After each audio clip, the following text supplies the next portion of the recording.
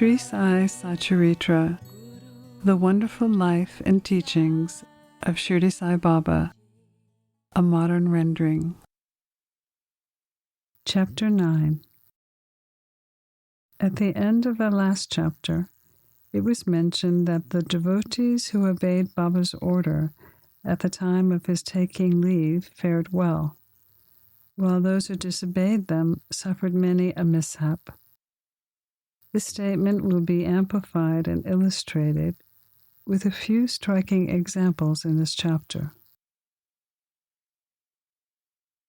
No permission to leave Shirdi without Baba's blessing.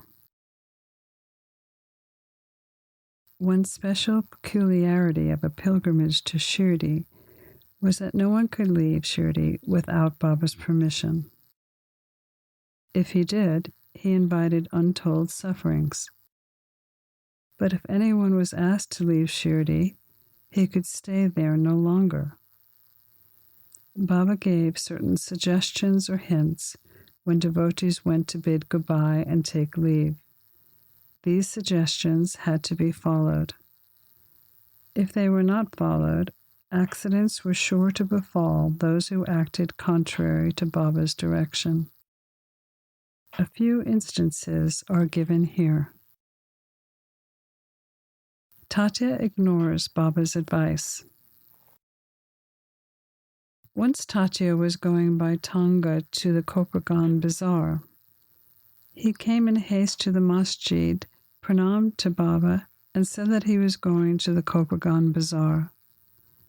Baba said, "Don't hurry, stop a little. Go to the bazaar, but don't go out of the village." On seeing his anxiety to go, Baba immediately asked him to at least take Shama with him. Not listening to this direction, Tatya immediately drove his Tanga. One of the two horses was very active and restless. After passing the well, the horse began to run wildly and sprained its waist and fell down. Tatya was not very hurt, but was reminded of Mother Sai's direction. On another occasion, while proceeding to Kolhar village, he disregarded Baba's direction and drove in a Tanga, which met with a similar accident. Consequences of disobeying Baba's orders. One European gentleman came to Shirdi with a letter of introduction from Nana Sahib and an object in mind. He was comfortably accommodated in a tent. He wanted to kneel before Baba and kiss his hand. He tried 3 times to step into the masjid, but Baba prevented him from doing so. He was asked to sit in the open courtyard below and take Baba's darshan from there. Not pleased with the reception he got, he wanted to leave Shirdi at once and came to say goodbye. Baba asked him not to hurry, but to go the next day. People also requested that he follow Baba's direction. Not listening to all this, he left Shirdi in a Tanga. The horses ran fine at first, but when they passed the well, a bicycle came in front of them, which frightened them so that they started running fast. The Tanga was turned upside down, and the gentleman fell and was dragged for some distance. He was immediately rescued, but had to go and stay in the Kopragan hospital for the treatment of his injuries. Because of such experiences, everyone learned the lesson that those who disregarded Baba's instructions were met with accidents in one way or another, and those who obeyed them were safe and happy.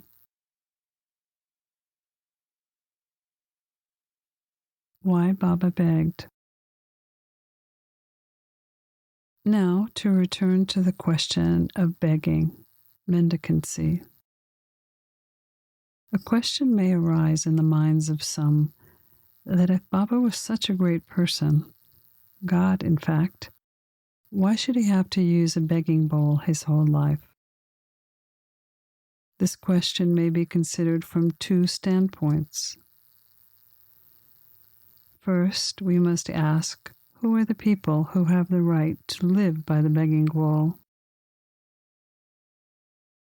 Our Shastras say that those who have become free from the three main desires of children, wealth, and fame are fit to live by begging alms. They cannot make cooking arrangements and eat at home. The duty of feeding them rests on the shoulders of householders. Baba was neither a householder nor a hermit. He was a renunciate from boyhood. His firm conviction was that the universe was his home. He was the Lord Vasudeva, the supporter of the universe and the imperishable Brahman. So he had the full right to use a begging bowl. The second consideration is from the standpoint of the 5 sins and their atonement. In order to prepare food, the householders have to go through 5 actions: pounding, grinding, washing pots, sweeping and cleaning, and lighting hearths. These processes cause the destruction of small insects and creatures, which causes householders to incur karma. In order to atone for this, our Shastras provide 6 kinds of sacrifice. Brahma Yajna, an offering to Brahma; Veda Dhyana, study of the Vedas; Pitra Yajna, an offering to the ancestors; Deva Yajna, an offering to the gods; Bhuta Yajna, an offering to beings; Manusha Atitya Yajna, an offering to men or uninvited guests. If these sacrifices are done, the mind is purified, which helps people to get knowledge and self-realization. By going from house to house, Baba reminded the residents of their sacred duty. Fortunate were the people who got the lesson from Baba at their home. Devotees experience giving offerings to Baba. Now to return to another interesting subject. Lord Krishna has said in the Bhagavad Gita, "Whosoever devoutly offers a leaf, a flower, a fruit, or water to me, of that pure-hearted person I accept that heartfelt offering." In Baba's case, if a devotee really longed to offer something to him but forgot, Baba reminded him about the offering and made him present it. Baba then accepted it and blessed the devotee. A few instances are given here.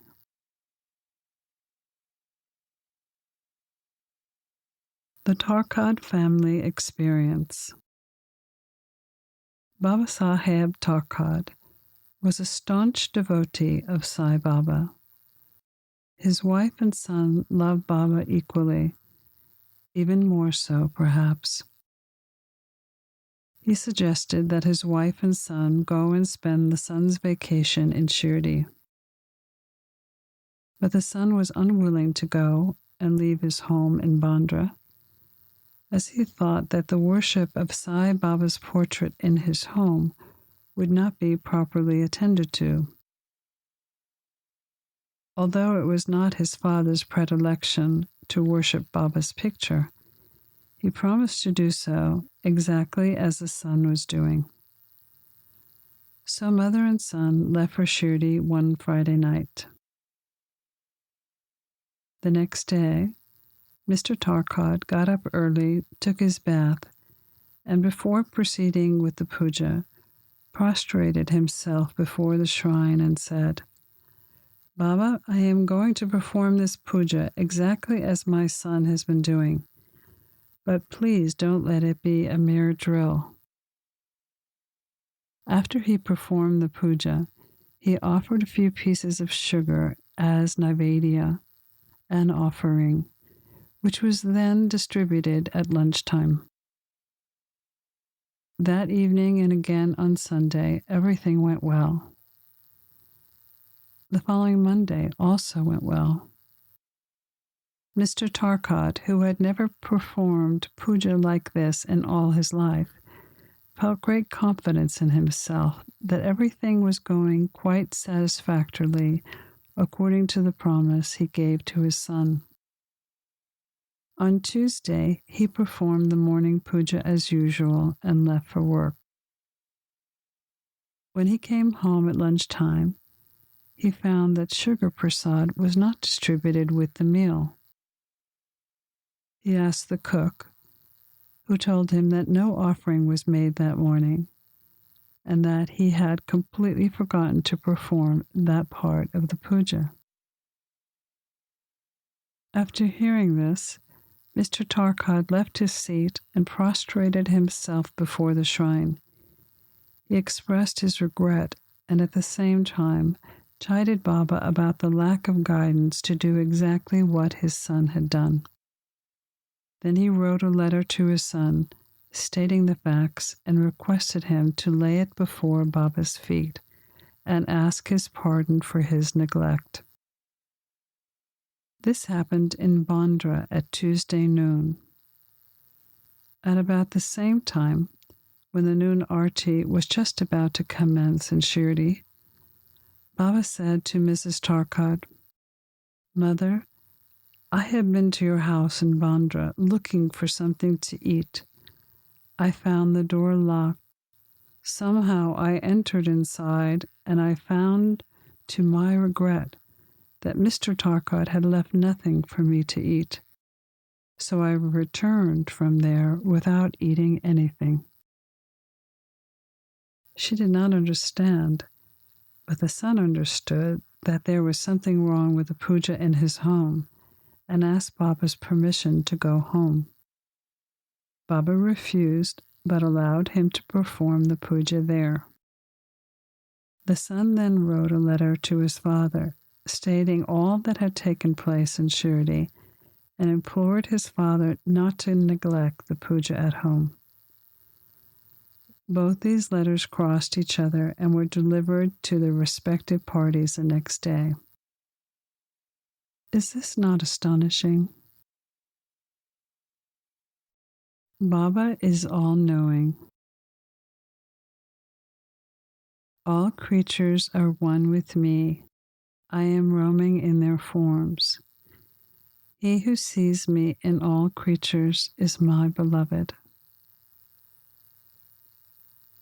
Let us now take up the case of Mrs. Tarkad. She offered 3 things: roasted eggplant fried in ghee, and sweetmeat. Let us see how Baba accepted them. Once, Mr. Pundare, a great devotee of Baba's, started for Shirdi with his family. Mrs. Tarkad went to Mrs. Pundare and gave her 2 eggplants and requested that when she went to Shirdi, to prepare roasted eggplant in ghee, and sweetmeat, and serve them to Baba. After reaching Shirdi, Mrs. Pundare went to the masjid with her dish of roasted eggplant, just as Baba was about to start his meals. Baba found the eggplant very tasty, so he distributed it to everyone and said that now he wanted eggplant fried in ghee. Word was sent to Radhakrishna Mai that Baba wanted eggplants. She was in a fix, as it was not the season for eggplants. How to get eggplants. An inquiry was made about who brought the eggplant, and it was found that Mrs. Pundare was also entrusted with serving eggplant with ghee. Then everybody understood the significance of Baba's inquiry about eggplants with ghee and was wonderstruck by his all-pervasive knowledge. In December 1915, Govind Balaram Mankar wanted to go to Shirdi to perform funeral rites for his father. Before he left, he came to see Mr. Tarkad, whose wife wanted to send something with him to Baba. She searched the whole house but found nothing except a sweetmeat that had already been an offering to God. The boy, Govind, was in mourning. Even so, out of great devotion to Baba, she sent the sweetmeat with him, hoping that Baba would accept it and eat it. Govind went to Shirdi and saw Baba, but forgot to take the sweetmeat with him. Baba simply waited. When Govind again went to Baba in the afternoon, he went without the sweetmeat. Baba could wait no longer and asked him directly, "What did you bring for me?" Nothing was the reply. Baba asked him again. The same reply came forth. Then Baba asked him, "At the time of your starting, didn't Mrs. Tarkad give some sweetmeat to you to give to me?" The boy then remembered. He felt embarrassed, asking Baba's pardon, then ran to his lodging and brought the sweetmeat to give to Baba. As soon as Baba got it in his hand, he put it into his mouth and gulped it down. And so the devotion of Mrs. Tarkad was recognized and accepted. In this case, it was proven that, as men believe in me, so do I accept them. Baba is fed through all mouths. Once, Mrs. Tarkad was staying in Shirdi. At noon, meals were ready and dishes were being served when a hungry dog turned up and began to cry. Mrs. Tarkad immediately got up and threw a piece of bread, which the dog gulped with great relish. In the afternoon, when she went to the masjid, Baba said to her, "Mother, you have fed me sumptuously. My pranas have been satisfied. Always act like this, and you will remain in good standing. Sitting in this masjid, I shall never ever speak untruth. Take pity on me like this. First, give bread to the hungry, and then eat yourself. Note this well." At first, she could not understand the meaning of what Baba said. So she replied, "Baba, how could I feed you? I am dependent on others and receive my food from them." Then Baba replied, "Eating that lovely bread, I am completely content and I'm still belching. The dog that you saw before your meal and to which you gave the piece of bread is one with me. All creatures are one with me. I am roaming in their forms. He who sees me in all these creatures is my beloved. So abandon the sense of duality and distinction and serve me as you did today." Drinking these nectar-like words, she was moved. Her eyes were filled with tears, her throat was choked, and her joy knew no bounds. See God in all beings. See God in all beings is the moral of this chapter. The Upanishads, Gita, and the Bhagavad all urge us to perceive God or divinity in all creatures. By the example given at the end of this chapter and others too numerous to mention, Baba practically demonstrated to us how to put the Upanishad teachings into practice. In this way, Baba stands as the best exponent or teacher of the Upanishad doctrines. Pranams to Sri Sai. Peace be to all.